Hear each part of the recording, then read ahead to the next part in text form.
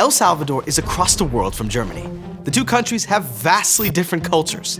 And in 1941, most Germans hadn't been to or even heard of El Salvador. But as the Nazis marched across Europe, thousands of Jews suddenly found themselves citizens of a country they knew very little about. Because from the Salvadoran consulate in Switzerland, an unlikely hero was secretly churning out fake papers for Europe's Jews.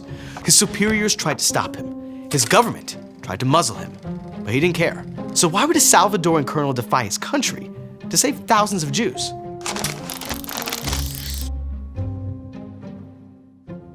José Arturo Castellanos Contreras was a military man through and through.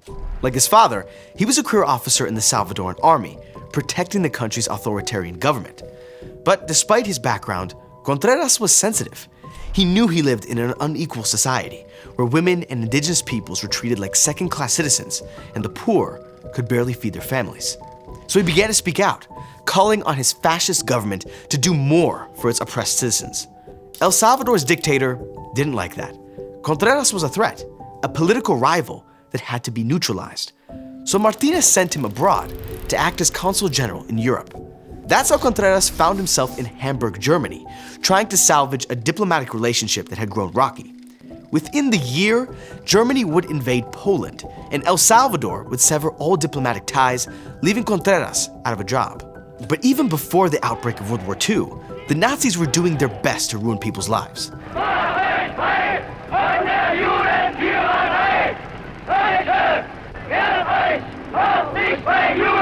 Contreras was disgusted to learn that German Jews had been stripped of their citizenship, barred from their professions, and kicked out of their schools.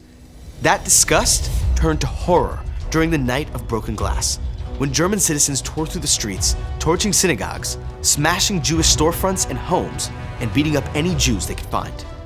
Meanwhile, the Nazis rounded up tens of thousands of Jewish men, shipping them off to labor camps. Contreras had been sent away from El Salvador because of his pesky commitment to social justice.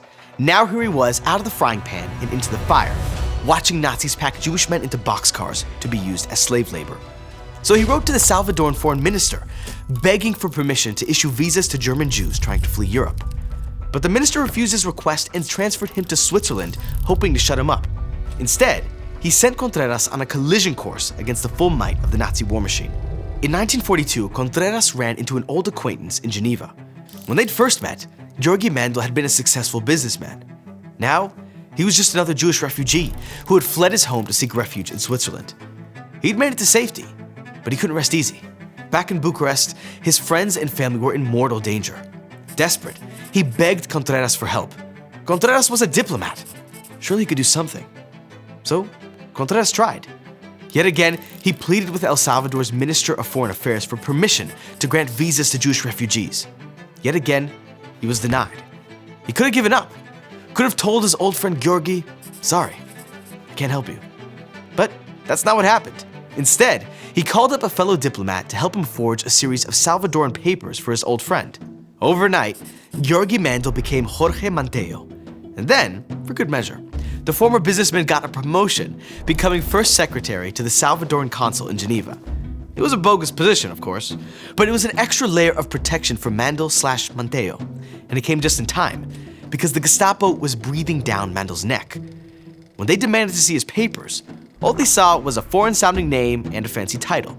So even though Mandl didn't speak a word of Spanish, the Gestapo let him go. Contreras had just saved an entire family from being shipped off to Auschwitz. This was the moment that Contreras and Mandl realized they could save other Jews. All they needed were forged Salvadoran papers. The two went into overdrive, secretly producing fake Salvadoran passports and visas for European Jews. Soon, thousands of Jews across Central Europe found themselves Salvadoran citizens, even though they'd never stepped foot in the tiny Central American country. But things were getting worse for Europe's Jews.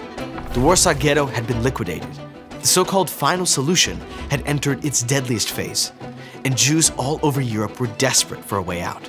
Some were paying vast sums for Latin American visas, risking their lives and their entire savings to get a visa on the black market. But Contreras and Mandl charged next to nothing, even though they needed to pay the typists who were churning out passports around the clock. Most of those funds came straight from Contreras' own pockets. Still, there was simply no way this small operation could issue enough visas for everyone who needed them. The clock was ticking. Lives hung in the balance. So they came up with an alternative. Secretly, the two men began distributing over 13,000 pre-signed blank nationality certificates, each of which could cover an entire family. The papers, signed by Mandl and stamped by other consulates in Geneva, were carried through a network of couriers to Jews across Europe. The recipients would then place their own data and photos in the certificates, saving precious time. With these papers in hand, Jews were officially entitled to the protection of the International Red Cross, which safeguarded the rights of citizens of neutral countries. Once they had their certificates in hand, these Jews turned to Contreras, who helped them find refuge in international safe houses. And in the meantime, he used his diplomatic authority to convince Swiss and Hungarian officials that these documents were legitimate. The ruse worked. Over the course of 2 years, Contreras and Mandl managed to save between 30,000 and 50,000 Jews from extermination camps. In November of 1944, the Salvadoran Minister of Foreign Relations legally validated all of the documents Contreras and Mandl had issued. At last, Contreras could take a deep breath. He didn't speak about his actions during the war. In fact, the world might have even forgot this hero entirely if a Swiss woman hadn't found a mysterious suitcase in her basement full of blank Salvadoran nationality certificates. Slowly, the story began to trickle out. It finally reached the ears of American Jewish writer Leon Uris, who managed to track down Contreras for an interview. By then, he was 82 years old, just an unknown Salvadoran grandpa. But he agreed to talk to Uris. In a rare interview, he told the writer everything. How Mandl approached him, how he'd begged his country's government for help, how he'd covered most of the costs by himself. He explained the courier system that brought the papers to Jews across Europe, but he refused to accept the title of hero, saying that anyone would have done the same. He never got the public recognition he deserved during his life. It would take another 2 decades before the Jewish public would learn his name. But in 1999, the Jerusalem City Council named a street in his honor, El Salvador Street. And in the early 2000s, the Jewish community of El Salvador partnered with Contreras' family to submit evidence of his actions to Yad Vashem, which recognized him as a righteous among the nations. Contreras kept quiet about his heroism, but his descendants are loud and proud. His grandsons created a live film concerto called The Rescue, which recounts their grandfather's heroism.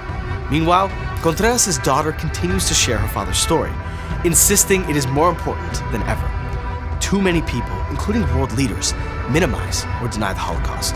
And in doing so, they erase the legacy of a man who had the courage to stand up for what was right, even if he stood alone.